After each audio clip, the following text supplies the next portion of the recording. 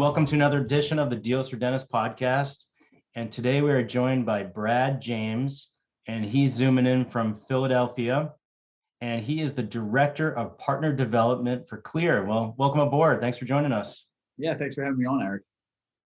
So Brad works for Kleer. Kleer is an advanced cloud-based platform that enables you to easily design and manage your own membership plan.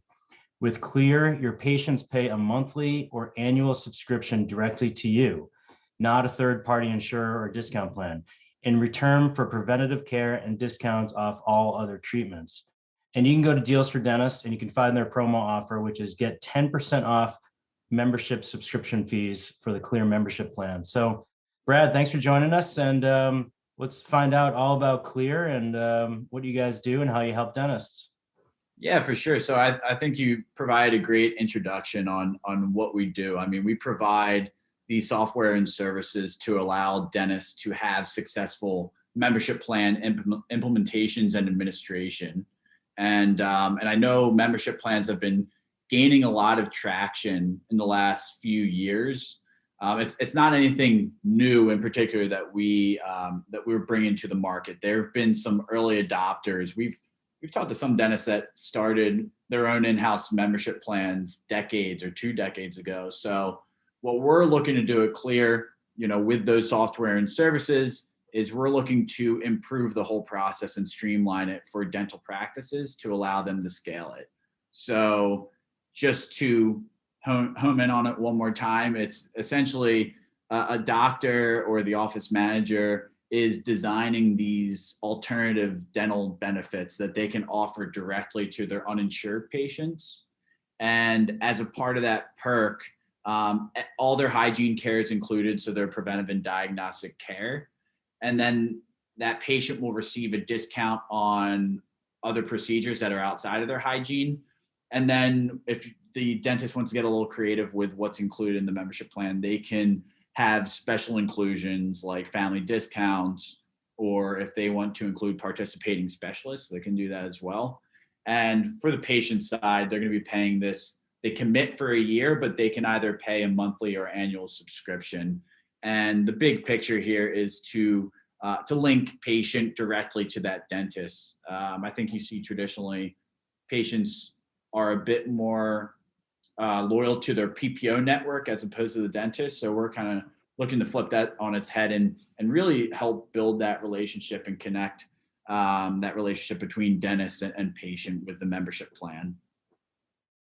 Yeah, so we started our in-house membership plan about 5 years ago, and we keep it pretty simple. It's like $419, and the patient gets their cleanings, exams, x-rays included, and anything else after that, any other treatment is 15% off. So that's personally how we do it. And then we added like a friends and family plan for like staff, family members or friends, or which has a bigger discount. But it was a lot of work for me to implement this. It was a lot of time and effort and getting the staff on board. So you're essentially kind of doing all that work for the office, and you're getting it implemented and getting it all set up behind the scenes for the office. Is that correct? Yeah, that's correct. So we're looking to automate as many processes as possible. So it's really interesting. Like you said, it's not only tough getting the team on board, but just being able to roll out these plans effectively and manage them and stay on top of payment processing and who's on the plan and when they're renewing.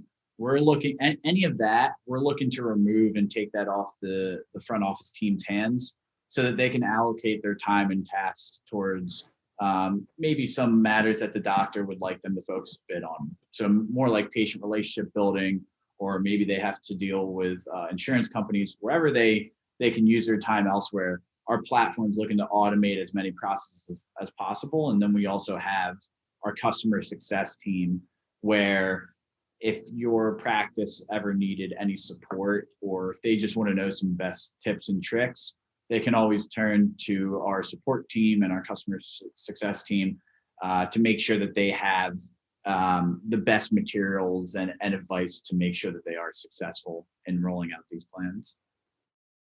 Yeah, I think that's really important because the membership plan I had wanted to do for a long time because I had patients that were retiring or they came in without any insurance or they were asking for discounts. And I just wanted to have something to offer them. Um, and, I implemented it and I created the brochures and everything, but I didn't really get the staff on board as much as I should have in the beginning. So I think the fact that you're doing that and you're really helping the staff get on the same page with what's involved with the membership plan and be able to answer any questions that a patient may have. Do you go through all that with staff members to get everyone on board? We do. So we have a full onboarding process where we not only help them, I guess, identify, optimize pricing. So we actually figure out what is optimal pricing from a profitability standpoint, but also figuring out what's going to attract patients. So we kind of marry up that profitability and affordability. And then we additionally help them design the plans, roll it out, train the team. And yeah, I think your point is spot on, because I would say the number one indicator that we probably look at internally is how engaged the front office team is, because even though someone like yourself is ultimately the one who signs on the dotted line and might be the decision maker, it's really important to have the team at least be knowledgeable and well versed with the membership plan, because that's where if a practice is really having the membership plan as a keystone in their business foundation for their dental practice, you really need everyone to be bought in and really want to get and convert patients onto these membership plans. Yeah, the last thing you want is, someone calling and asking questions to the staff and they don't have the answers. And that happened with me initially. I think I'm pretty sure our plan does not include like nitrous oxide or bleaching. Those are not included. Like a 1.1% toothpaste, certain things like that are not included. But I'd have staff members say the words "I don't know" on the phone when a patient was asking them questions. Let me get back to you, and then they'd come back and ask me, and I'd have to explain that yes, scaling and root planning is included in the 15% off, but it doesn't look good, to the patient when a staff member is saying I don't know. So I think that's great that you're doing all that training to get everyone on board, because ultimately you want to convert that patient from the phone and become a member, a member of the plan, and get them in the office. So I think that's very important. The fact that you're, training the staff. Also, if you're doing it monthly, that's like a whole different animal. We do it yearly, so it's one time. Patient pays a year. It's $419. They pay for they start in November and then it ends in November. But if we were to break it down monthly, I think we would definitely have to hire a professional platform like yours, because that's a whole different ball game and it just gets so complicated for the staff. So if you feel like you want to do a membership plan, but you don't want to get involved with all the behind the scenes, that's where a platform like Kleer comes into play to help you out with all that, right? Yeah, absolutely. And if I'm looking at a breakdown with our patients, I think it's somewhere around 60-40. So I think the exact number is around like 62 of all of the patients that are on Kleer pay on an annual basis.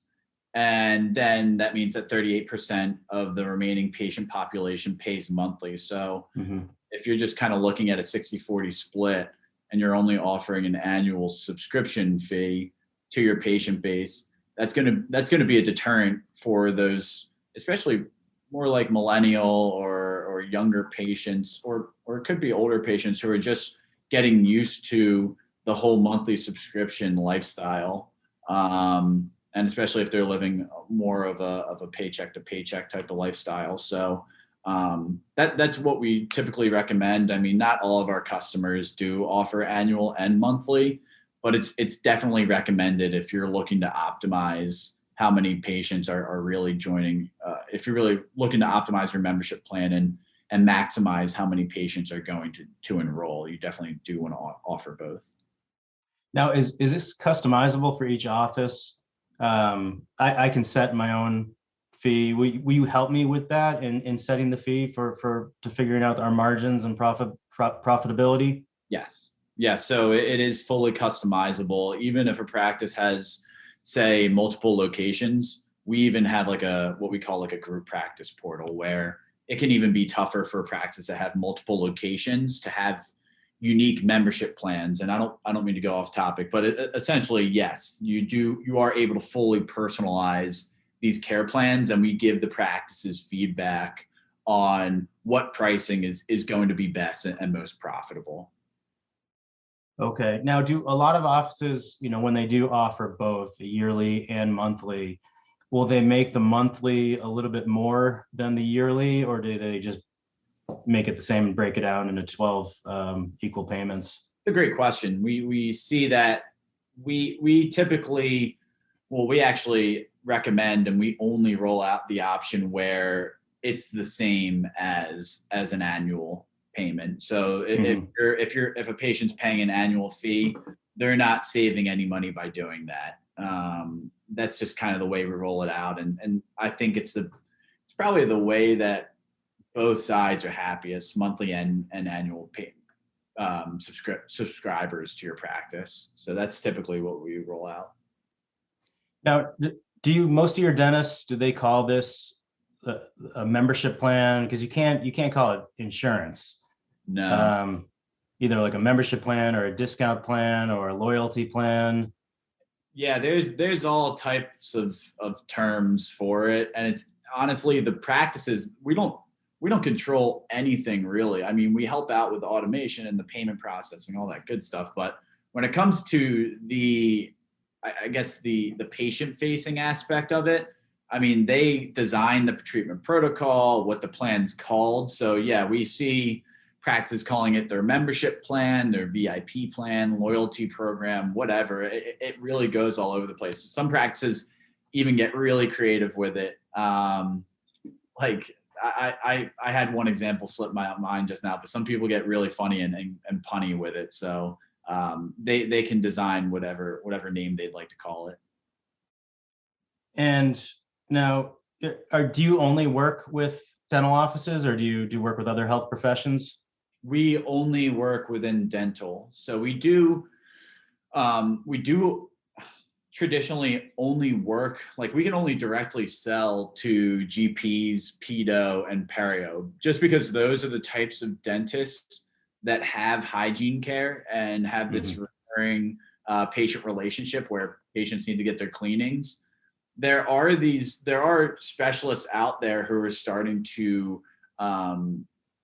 practice more of the more general dentistry. So like we're seeing some prosto and endo that are starting to do hygiene care. So we can also work with them. But the biggest denominator is that these practices need to have hygiene care. And those are the types of dental practices that we work with. So like if you're ortho or oral surgeon or oral surgery, we can't sell our platform directly to you. However, they can get a network, or like not a network, but they can work with a Kleer dentist if they want to be a referring specialist on their membership plan. So, so to answer your question, yes, we do only work within dental, and we do work with majority of offices, just not those very unique specialists.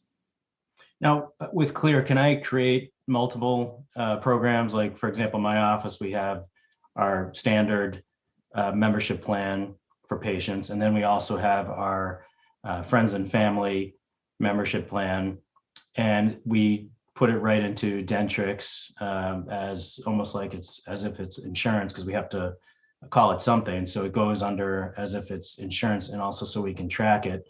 Do you have offices, and does Kleer allow that customability that I can have multiple programs, and does it integrate right in with the practice management software?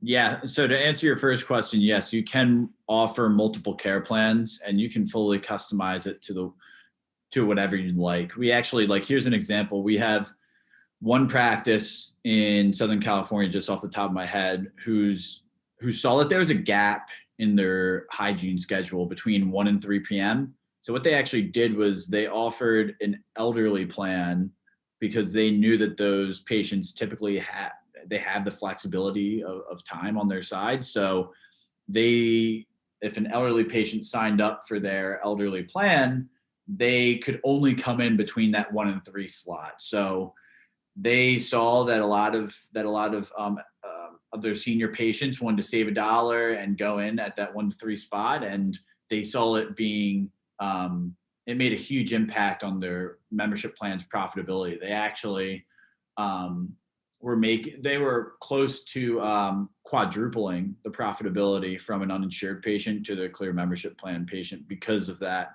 care plan that they put in place. So that's just an example of how creative they can get with the types of care plans that they want to offer. And then on the other side of the spectrum, yes. So your second question, you can create a family offer. Now on our platform, it's not a separate care plan, but what you would do is if you did want to offer an additional discount for other family members, we see practices will offer somewhere usually between I would say it's on average a 5% discount for other family members, but you do see some other practices being a bit more generous and offering like 10% discount for additional family members. So that first member that signs up would pay the full fee, and then any other family members related to that account would save 5 or 10%, whatever the practice wants to roll out. I see. So if a family of 5, is rolling in the door without insurance, you can offer them the plan, and then there's a fee for the first, the parent, and then each additional member, there's just an added on fee on top of that, or how does that work? So I would just say, so if someone's paying $300 for their membership plan and they have a spouse that they would like to join as well, that spouse would, instead of paying $300, they would get 5% off that $300 payment. So that's how that kind of works out from a logistics standpoint. Okay, but this is, totally up to the dentist. Some practices don't offer an additional family discount. It's completely up to them, and that's the beauty of being able to automate everything and just roll it out easily on this platform during our onboarding process. By the way, that elderly plan, if that was in Boca Raton where my parents live, they would call that the early bird special, from 1 to 3 p.m. Now,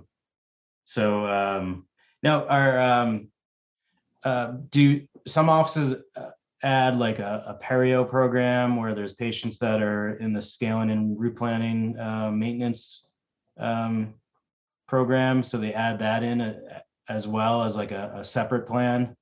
Yes, they do. So there is a full separate perio plan. Not all practices offer it. It's just if they have that specialty within their practice.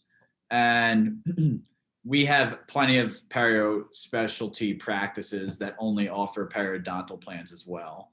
And it's funny, we always hear practices ask what happens if a patient doesn't know that they're a perio patient. They sign up for the wrong plan, and then we got to convert them onto.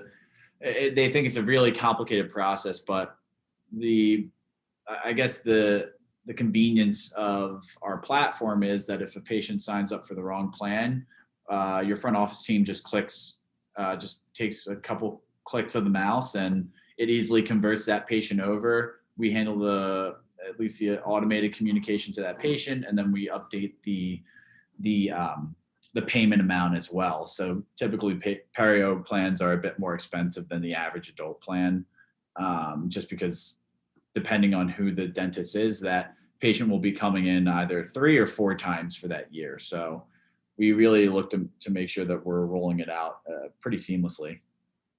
And does this hook up with most practice management software platforms? So it does not. We're actually a separate workflow. Uh, We have been looking into integration, and we're hoping that it will be live soon. But at the moment, it is a separate workflow. But that's where our customer success team really comes into play, because they help these practices. They help articulate the best ways to have that workflow between Kleer and, say, their Dentrix, Open Dental, or EagleSoft. So some practices, it takes a bit longer for them to really understand how to enter into their practice management software. But like I said, during the onboarding process, and even during just, I guess, the nurturing process of when they are a customer, we also have a customer growth team that helps share all those best practices as well. do typically dental offices, they'll put the patient in, like we have Dentrix, and we'll put our plan is called the Acton Dental Membership Plan. So we have that as like an option to enter the patient into, that's their insurance. So that's how we track, and we know that the patient has the membership plan. Or is that usually how people do it, or do they have like a pop-up that reminds the staff that this patient has is a member of the plan?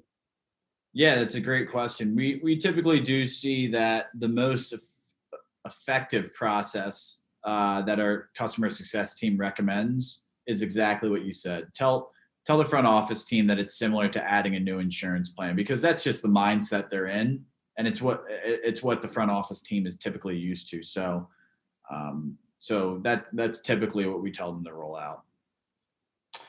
So, I love having a membership plan. I think it's a no-brainer. I mean, it's just one less barrier. Patients that don't have insurance, or they lost insurance, it becomes this mental barrier to them where they feel like they can't do treatment because they don't have insurance. Oh, I can't do it. I lost my insurance. Of course you can do it. You just, you have to pay more out of pocket because you lost your benefits. So having something to offer them, like a membership plan, is such a no-brainer. Mhm. It makes them feel like they're getting a discount, which they are. So it gives them that kind of enjoyment that they feel like they're getting a break on treatment. They're not paying your full fee. It creates some loyalty to the office, especially long-term patients that you've had for years, and you've built up a rapport with them, and then turns out they retired, or they lost their job, or whatever reason they lost insurance. You have something to offer them, so they stay and they don't leave. Mhm. So I'm a huge fan of it, and I think it would be such a no-brainer for a scratch new office opening up to try to get to market it and get new patients in the door. So um, and there's just so many. I mean, what's the population right now of patients out there that don't have dental insurance? We're seeing that actually through COVID, it jumped from around 100 million to 120 million that do not have insurance. And honestly, to your point, like it's a great call by you. I mean, we have a lot of dentists that we talk to just in in the prospecting process, where they'll ask us, why do I want to cannibalize my cash paying patients, or why would I even want to offer a membership plan to my patients? And I get it. I mean, hypothetically, on paper, your uninsured patients, your cash paying patients, fee for service, however you want to refer them, they are supposed to be your most profitable. They pay 100% out of pocket. But uh, through years and years of research, and it's really built the foundation of our company, we found that uninsured patients ultimately behave differently than insured patients. I mean, yes, on paper, like we said, they look the most profitable, but it's just not the reality. We actually see that the vast majority of these uninsured patients visit the dentist less frequently. So we actually saw in 2015, only 17% of uninsured patients actually visited the dentist within that year. And what we see on top of that is that the average visitation cycle, I guess you can say, is once every 2 years for an uninsured patient. So that's just the average. Some patients, some uninsured patients come in 2 times a year. They're great. They're compliant. And then some uninsured patients, you see them once every 5 years. But on top of that, not only do uninsured patients visit less, but they actually accept a lot less treatment compared to their insured counterparts. It's actually 50 to 75% less treatment. And what's really funny was, all right, that's the behavior. Why are they, what's causing this? Why are they behaving this way? And it's really interesting. It all stems from the dental insurance companies. And I know, like, they're always demonized and whatnot, the dental insurance companies. And I kind of think that they're a necessary evil to an extent. But it's just a reality that there's been a lot of confusion and complexities created from these insurance companies. The patients, ultimately, uninsured and insured, the average patient overvalues the efficacy of these dental plans. They think it's very similar to medical insurance in terms of the actual coverage that they might get. But we all know that dental benefits as they are today are essentially just a glorified coupon for the end user, which is the patient. So it's funny. I mean, these dental insurance set these plans, patients overvalue them. And then where it really trickles down to is that uninsured patients, since they don't have these dental benefits, they think that they're an outlier.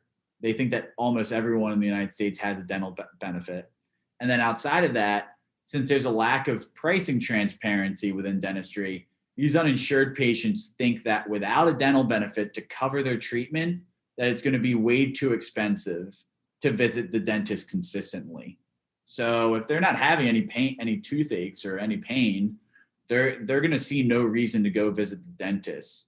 And to your point, Eric, I mean, COVID-19 has just caused this dental, or the uninsured population within dentistry to just balloon by 20 million more folks. So the last thing these dentists want are these patients looking for individual insurance plans. But you really just want to make sure a membership plan is something that you've created yourself and that you're looking to retain them. And I don't want to get too wordy here, but I just want to share like the results. So we just talked about how the patients are coming in less frequently, they're accepting less treatment.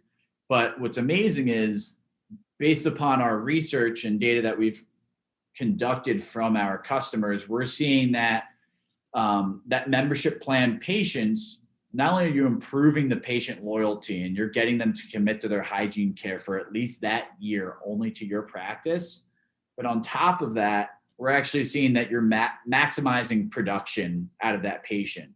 What's really great is these uninsured patients, yes, now they're receiving more comprehensive care, and it's a dental benefit that you created with no middleman. But on top of that, we're seeing that at least our customers, the Kleer membership plans, their patients are 2.1 times more profitable than other uninsured patients. So if you're just kind of taking your clinician hat off for a second and you kind of just want to think about it from a business aspect, why wouldn't you want to double profitability with a patient in your practice?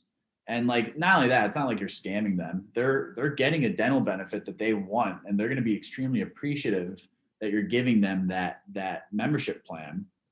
And when it's all tied together, you're improving the relationship and the patient loyalty. The patient's going to be happy. You're improving the revenue that you're bringing in, and then all together, I guess you can say the cherry on top is COVID-19 kind of showed that there is a cash flow vulnerability amongst dentists, because everything is a one-time purchase. They come in, they get a root canal, they leave. You're hoping that patient comes in, but the membership plans, at least with the subscription fee that you're collecting, you're bringing a recurring, more predictable revenue model to your practice through that monthly or annual subscription fee. And that's something a lot of these practices, and I'm sure your own practice saw this, Eric, that when your doors were closed, you were probably seeing some cash flow coming through, even though the pandemic caused your practice's doors to be closed. So it's really interesting. And this is ultimately what we call like the membership club effect.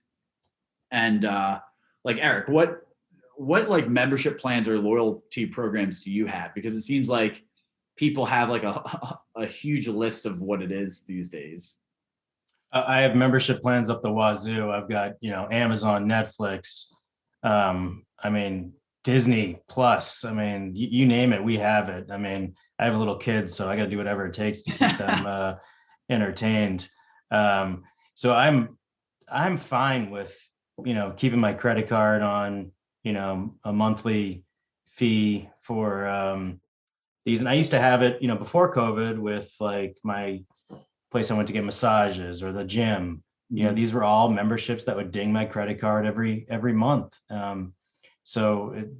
This is a very similar thing, right? It's like you're part of a club, and like kind of like BJ's, you're part of a club, and you're getting a discount. Typically it's like a monthly fee that goes right to your credit card. Yeah, exactly. And those companies that you mentioned, like the BJ's, Costco's, Amazon Prime, whatever it is, I mean, they're not crazy. They definitely understand, and they're extremely methodical with their approach. They know that there's a reason that they're offering these VIPs or these loyalty programs or membership programs, whatever it is. They understand that loyal customers, or in our case, loyal patients, end up spending twice as more as those that aren't a part of that particular club. And that is the biggest takeaway there. I mean, when I mentioned that what we're seeing is a 2.1 times increase, it's pretty crazy that that's almost spot on with the basically doubling profits that you just see with membership plans across any industry, and that it is applicable to dental. So that's a really big takeaway for a lot of practices. It's like, I get it. It might be tough. That patient might have paid me 100% out of pocket, but like, all right, that's one out of, it's not a large portion of your uninsured patients. You're going to see the benefits overall when it comes to the big picture. So definitely something to keep an eye on. Yeah, we kind of struggled initially with the membership plan because we have maybe 20% of our patient population was fee for service. Mm-hmm. So now we're just all of a sudden giving these people 15% off, plus the discounts for their cleanings. So, my partner was worried that we're just losing revenue because we're getting these patients, this discount where they're already cash paying patients. But, you got to think about, long term, they're going to come in more regularly, more chance they're going to move forward with treatment. So you're going to make it up there. More of a chance that, they're not going to leave the office. They're going to be loyal, even if they move. They're going to tell their friends and family. And they're more likely to spend more. It's just great because they're going to come in instead of when something breaks. Like I have so many patients that come in, they broke a molar and like, oh, when was your last cleaning? Oh, 6 years ago when I lost my insurance. So, to keep the patients in that constant coming in twice a year and keeping an eye on them, you start to pick up treatment, whereas if you didn't offer this, you may have lost them. They got lost in the shuffle. But with membership plan, they're more likely to come in. And I hear that they're less likely to break appointments or cancel appointments when they're part of the membership. They're more likely to show up for their appointments as opposed to fee for service or insurance, PPO. Yeah. Yeah, exactly. And I honestly, I think it's because they have skin in the game, because mm-hmm.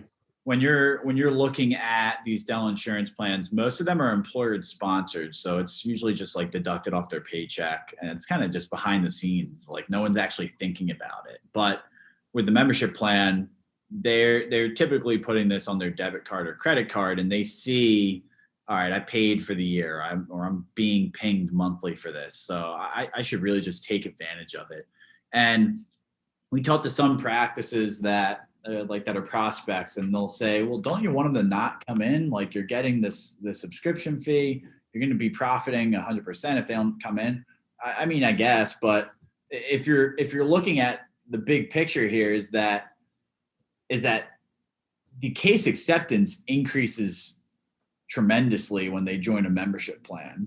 So we see that 75% of treatment acceptance comes from a hygiene visit. So what you're looking to do is get these uninsured patients to commit to their hygiene, come in, and then that's where the case acceptance comes into play. And that's really where the bigger revenue flow is from. It's not from a subscription fee for hygiene care. It's for the bigger procedures that they're going to need because you were able to diagnose something correctly and build that relationship with that patient. And also to just build on that too, you hit the nail on the head, to be honest. You see that, especially with baby boomers, you see that they've had a dental benefit their whole lives, and it's just a mindset. It's something they're used to. And as soon as they retire, or maybe unfortunately through COVID, there was some budget cuts and they lost their dental benefit, whatever it is, they're used to having a benefit, and they might start looking for one as soon as they lose it. So you'd rather them join, your own in-house membership plan, or as opposed to joining, say, like a Delta retiree plan. Like, that would be a nightmare for most practices. So that's one population to really attract with your membership plan. There's tons of others too. I mean, it's usually the dentists who are a bit more business oriented and progressive and forward thinking. They're usually the early adopters with a newer concept like a membership plan. But I mean, you can offer it if you have a large uninsured patient population. The baby boomers, like you mentioned, if there are a lot more retirees in your area, we see plenty of practices that are fee for service that just want a more affordable option for some of their patients. And then a more interesting trend actually is that's been coming through our sales pipeline, is a lot of practices are saying that they want a membership plan in place because they're looking to move away from PPO dependency. So I'm thinking what they want is they're planning on dropping a PPO plan or two in the near future, and they want to use the membership plan as a way to hopefully retain some of those patients in that particular network that they're looking to drop. That's what I'm thinking, and I'm not sure what your thought is about that. That's a good point. And, even if your patient has insurance, maybe they don't, in 6 months or a year. So, like, we have brochures all over the place, and it's on our website. So that's actually a really good point. If even for patients that are in network, which we have Delta and Blue Cross in network, and all the other plans are out of network. But we could actually say to every patient, hey, do you know any friends or family or colleagues that don't have insurance? We have this great, membership plan option. But that plants a seed in their head. So let's say 6 months, a year, or 2 years, or 5 years, they lose their insurance. Then you've already planted that seed that there is an alternate option, and they can continue on getting their treatment. Because they may feel, like you said, once they lose insurance, they've always had it, but once they lose it, they may feel like they can't continue on with dentistry. But it's a good idea to plant that seed early, even if they have insurance. Because yes, I think that a lot of dentists, because of COVID, during COVID, they started thinking about dropping PPOs. We dropped a few. I think we dropped about 3 or 4, and we just went out of network. So we had a capacity issue, and we, downsized a bit. And I think a lot of dentists were thinking about that. And then you mentioned that 20 million Americans lost their insurance. So this is such a great option. Also, when patients lose insurance or they retire, I have all the time, they'll say to me, oh, I'm going to look into getting my own private insurance. And they don't realize that they think that that's going to be as good as what they had. It's not. There's all these, hoops they have to jump through and waiting periods and clauses. And then that takes time for them to look into it, or to get help from our front desk to look into it. So now I just tell patients, just do our membership plan. It's way better. It's 15% off. All your cleanings and x-rays and exams are included for $419. Boom, it's done. There's no extra phone calls to insurance companies, or looking into the plan, or waiting to find out if the patient ended up going through with the plan. It's so quick and easy, and you're not dealing with all that red tape. Yeah. So I think it's such a great answer to have an offer when a patient says, I lost my insurance, I'm going to look into getting my own. Because that's like, I mean, those, you probably know better than I, those plans are not very good, those It's private plans. I mean, it really isn't. And if you're, I mean, if you're all right, so here's just a reality. Like if you go and look at like Delta Dental's website, just for example, they have like retirees. So they're looking to attract retirees for individual plans. But I mean, here's a reality.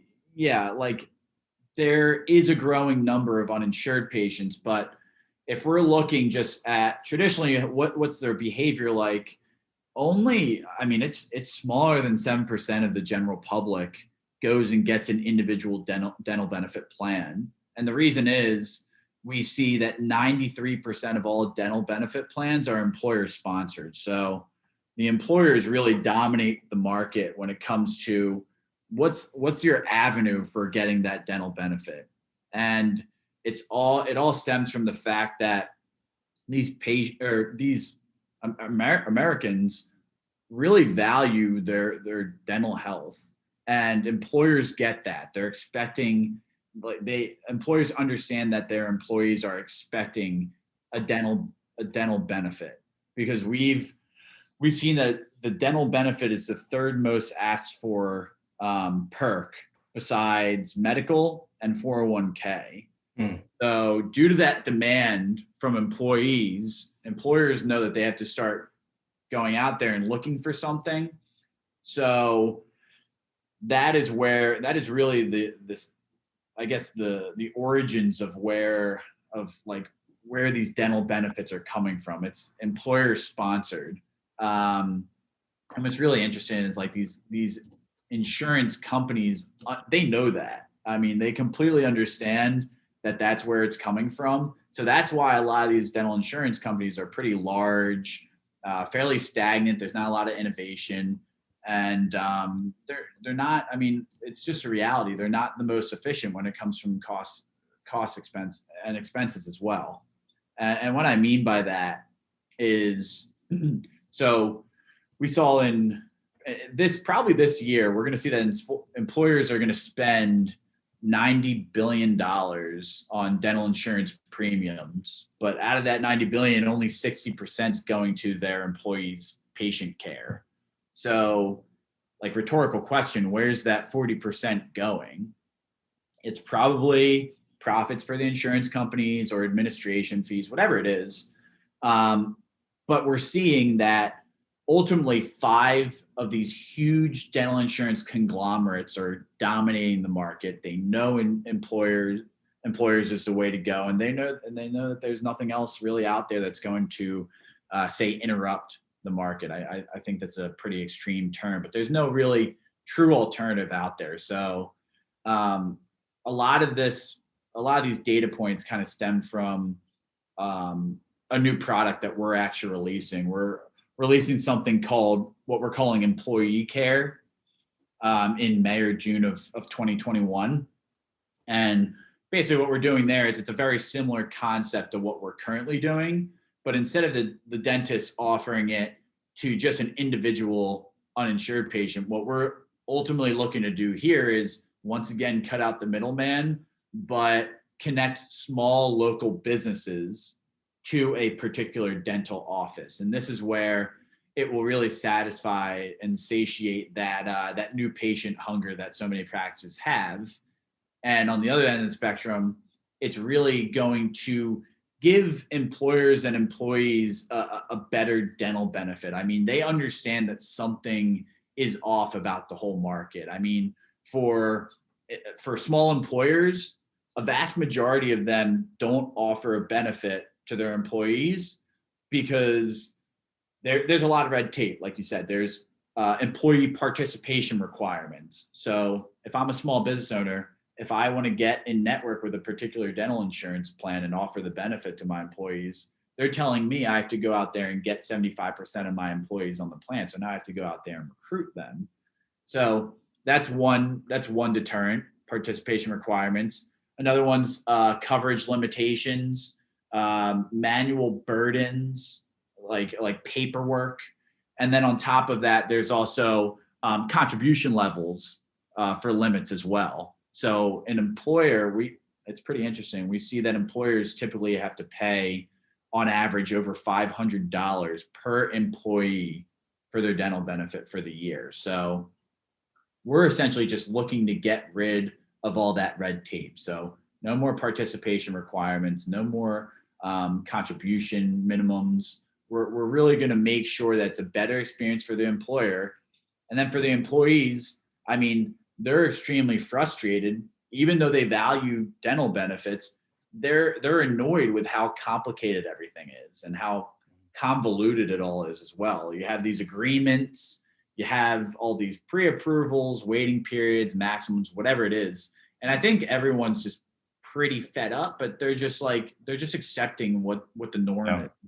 So that's what we're that's what we're hopefully looking to do with this employee care as we roll it out. And I think what's also really interesting is that when you just look at COVID-19, it really acted like as a catalyst for a desire to change. That desire has always been there. Dentists have been unhappy with the way the dental insurance market is, but a lot of them have just kind of stayed in place. You know, even though they're upset, they kind of just accept it. They're like, all right, it is what it is. This stinks, but it's the only thing to do. So some proof of like actual desire is that our busiest sales months were between April and July of 2020, which I think is actually very encouraging because it shows that a lot of dentists were out there taking a step back when their doors were closed and they were thinking, all right, what can I do to pivot? What can I do to adapt to what's going on in the market? And they understood that a membership plan was going to be something popular, especially with so many people losing their benefits. So that's just kind of proof that the desire is there, and not just the desire, but that the ability to act is also there for these dentists. And I think they just want a more efficient process. And if we're just one more time looking at other industries outside of dentistry, like you think about all these successful companies that are looking to eliminate waste in certain industries. So earlier you mentioned Netflix, like Netflix and Hulu, or maybe like a Prime Video.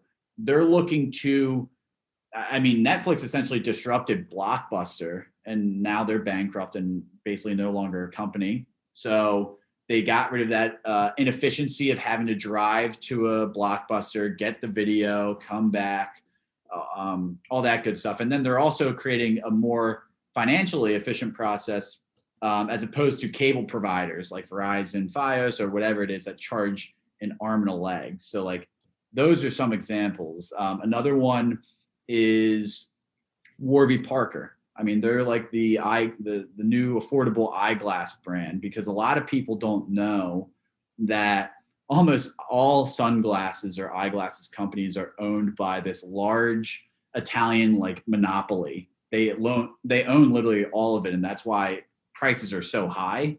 So Warby Parker saw that there was an opportunity because it was extremely inefficient from a pricing standpoint. So they created their own product that was much more efficient. So I think the list can go on and on. You see it with Peloton versus traditional gyms, all these different case studies. So like my basic question is, why not dental? You know, why can't we look to make a more efficient process for the dentist, for the patient, for the employer, for the employee. Um, I think it's just something to kind of think about and digest, because the practices that are implementing these membership plans are showing that they want change. And I think that's why also so many practices are looking to drop certain PPO plans, because they're a bit fed up, and they just want some type of positive change and more efficient processes within their dental practice. Yeah, it sounds like, a lot of dentists, like you said, they were fed up. They finally, maybe they'd been thinking about it for a while, but during COVID, they finally pulled the trigger and, dropped some of the PPOs. By the way, I heard that there's a documentary coming out about the last Blockbuster, which I think was like way up in Oregon somewhere, and it's going to be on Netflix. So talk about it like a slap in the face, like Netflix. Netflix like buried them, and now they're making a documentary about their demise. Now, before we wrap things up, how does this work state to state? Are there different laws for each state on how we can set this up? Do you help us out with that? So yes, there are laws that pertain. So for instance, I know Washington State is in particular the strictest state when it comes to rolling out your membership plan. The thing is, yes, we can't say that we're 100% compliant, because laws are constantly changing, and it's also just misguided if we say we're 100% compliant with that. But yes, we have worked closely with a few different lawyers to make sure that we are on top of regulations. So we will certainly make sure that that when it comes to HIPAA compliance, state, federal laws, whatever it is, it might be like anti-kickback or Stark law, whatever it is. Yes, we've taken that into account, and a dental practice can certainly have faith in us that we've checked that box for them. Yeah, that's nice, because when I was looking into my membership plan, I spent a lot of time looking at laws and rules. And, if you just don't want to deal with that and have the time, it's better just to hire a professional company like Kleer. So Brad, thanks so much for joining us. Again, Brad James, Director of Partner Development for Kleer. You can go to Deals for Dentists and find their promo offer of 10% off membership subscription fees for the Kleer membership plan. Brad, do you have any last words of advice for entrepreneurs out there, especially dentists? Any last nuggets or words of advice? What I would just say is just always make sure when you have an idea, obviously you want to go out there and do it, but just be extremely methodical and analytical when it comes to making that decision. You definitely want to make sure it's calculated. What I'm kind of thinking that's top of mind is like practices that want to drop their PPOs. Yes, of course, that'd be great to have some more independence, but you also want to make sure that you're not just blindly doing it and that it's misguided. Yeah. Definitely make sure, do your homework, look over the contracts, do the math, just make sure you're extremely calculated. And I think it applies to everything too. If you have a great idea, be excited about it. It should really be your motor and your engine to want to be better and do better every day, but also make sure that it's something that you've done a lot of research, that you've conducted, the data, and that you have a plan set in place. I think that's something that people can easily overlook, just even with their day-to-day tasks. So that's something that I would certainly recommend. Well, that's good stuff. That's great advice. Hey, Brad, let's be in touch. Thanks for a great interview. For sure. Yeah. Thanks so much for your time, Eric. It's been a lot of fun. Okay. Take care. You too.